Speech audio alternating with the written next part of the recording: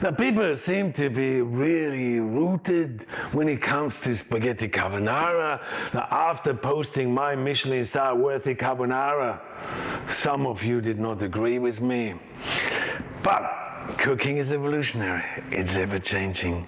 Lots of ins and outs. Man, I've got certain information, all right? Certain things have come to light, and, you know, has it ever occurred to you that instead of, running around blaming me, given the nature of all this new shit, this could be a lot more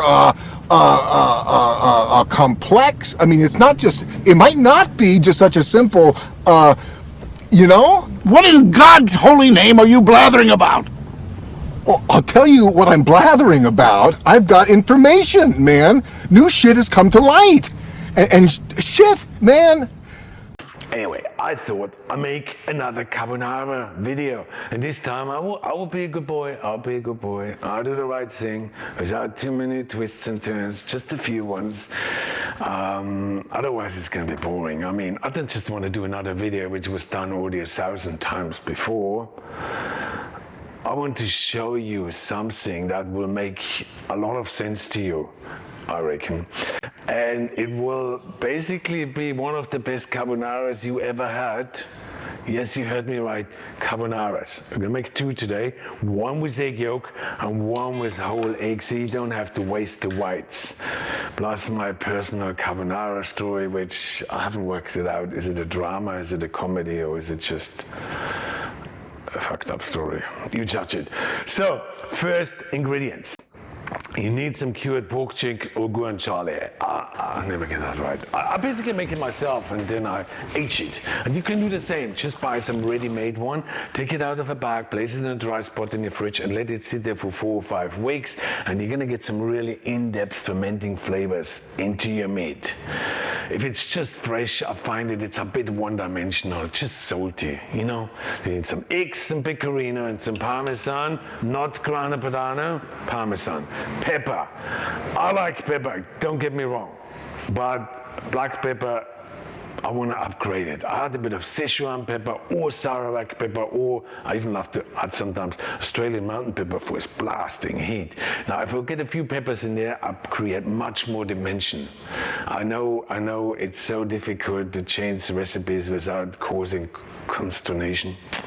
Sounds so good. But if you add 1 or 2 or 3 of those peppers to your carbonara, it really will lift it to another level because those different peppers just cut so nicely through the fat of the carbonara without changing too much of the whole traditional thing. You know what I mean? But the peppers need to be freshly crushed. You cook the pasta, fill a pot. Now with the pasta, you're gonna have to go and get the right pasta. Those pastas with a super smooth surface, like you get them in supermarkets most of the time, are not good pastas. I mean, I did a whole pasta online course where you can learn all about that, but in short, pasta needs to have a rough surface so it can absorb the sauce. So in case of the carbonara, the cheese, the eggs can sort of get caught up in a rough surface and stick to the pasta instead of running off. I hope that makes sense to you. Of course, you need to get the best pasta you can get because it is such a simple dish. And with all the cooking, I mean, literally ingredients are 70 or 80% of the success of any dish. Where does that leave me?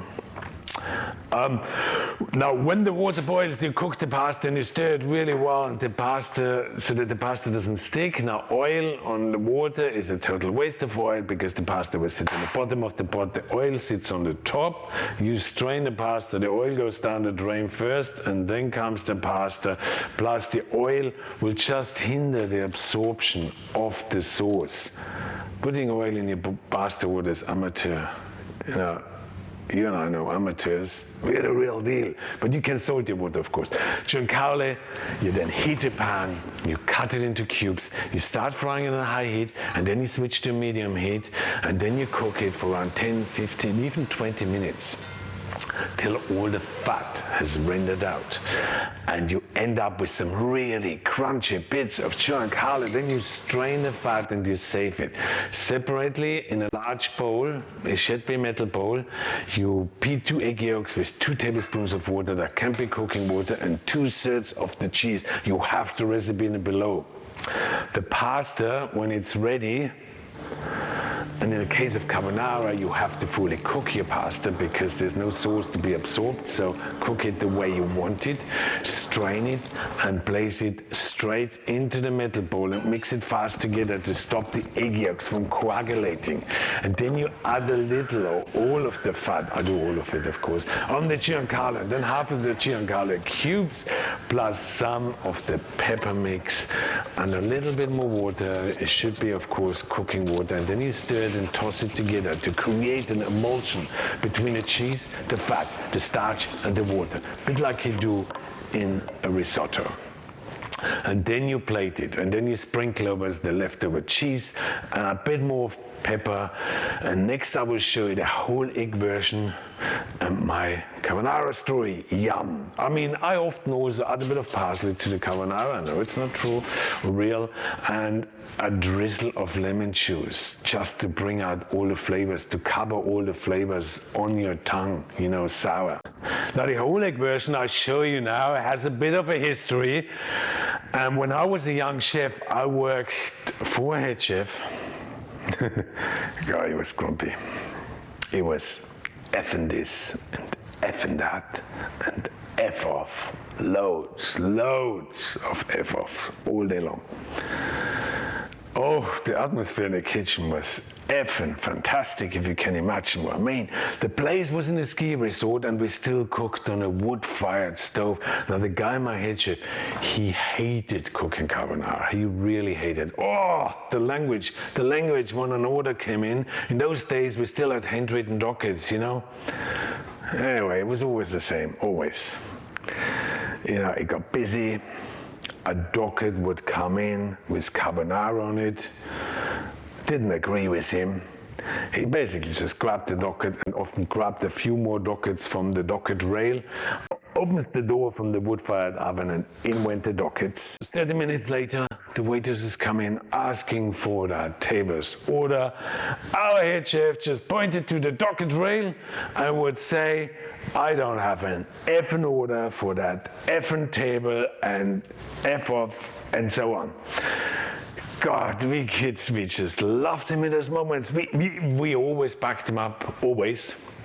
But to his credit, when he was in a good mood, he cooked an amazing carbonara, and that's the way he did it, exactly the way I show you now. Now, you basically do the same as before, but this time when you mix the eggs with the cheese, and don't add any water because you do have the egg white. And then in goes the pasta, and all is the same as before. But you keep the pasta water going in a separate pot, and when you mix the pasta together with the egg and you find that the egg pasta doesn't cook the eggs, you place the bowl over the simmering pasta water and cook the pasta under constant stirring.